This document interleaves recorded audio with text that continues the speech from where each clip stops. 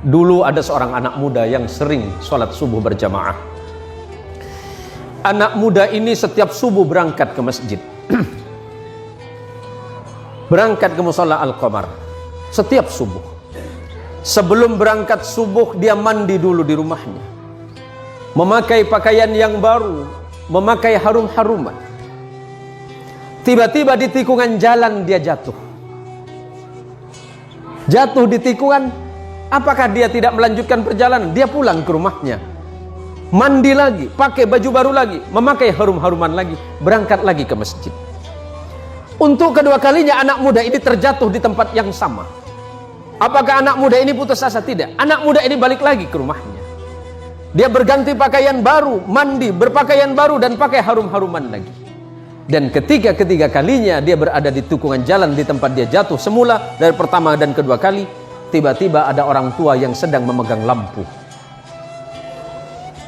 Orang tua ini bertanya kepada anak muda ini, "Wahai anak muda, kamu mau kemana?" "Saya mau ke masjid, Pak. Saya mau sholat subuh." "Iya, dari tadi saya melihatmu dari jauh, engkau jatuh. Tapi setelah itu engkau pulang lagi, kemudian kembali lagi, jatuh lagi, dan kemudian engkau pulang lagi untuk yang ketiga kalinya. Jadi bagaimana, Pak? Takutnya kamu jatuh, saya antarkan kamu ke masjid." Diantarkan oleh orang tua ini pakai lampu tadi.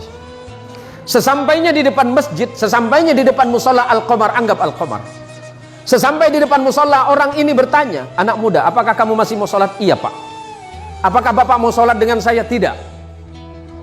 "Kenapa Bapak nggak mau sholat, cuma mengantarkan saya?" "Iya, karena memang tugas saya hanya ingin mengantarkanmu ke masjid ini." "Bapak kenapa nggak mau sholat?" Orang ini berkata, "Karena aku adalah syaiton." "Kenapa, Pak? Kok bisa?" "Iya. Hei anak muda, kamu tahu tidak yang menjatuhkanmu 1 kali dan 2 kali itu siapa? Itu saya." "Bapak siapa?" "Saya setan." "Tapi kenapa kalau memang Bapak setan masih mengantarkan saya ke masjid ini?"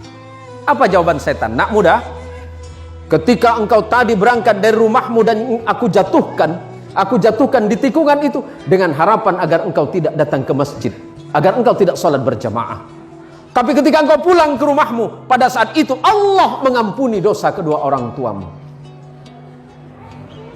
Orang tuamu yang sedang berada di alam kubur, Allah ampunkan dosanya karena sebab engkau yang datang ke masjid. Yang kedua kalinya, ketika aku jatuhkan dengan harapan agar engkau tidak ke masjid, pada saat itu engkau kembali lagi, dan pada saat kembali itulah Allah mengampuni tetanggamu yang sedang tertidur pulas dalam keadaan tidak sholat." "Tapi kenapa Bapak seton?" Anggap Bapak seton. Ada namanya mirip, Pak? "Ya kenapa Bapak mengantarkan saya ke masjid?"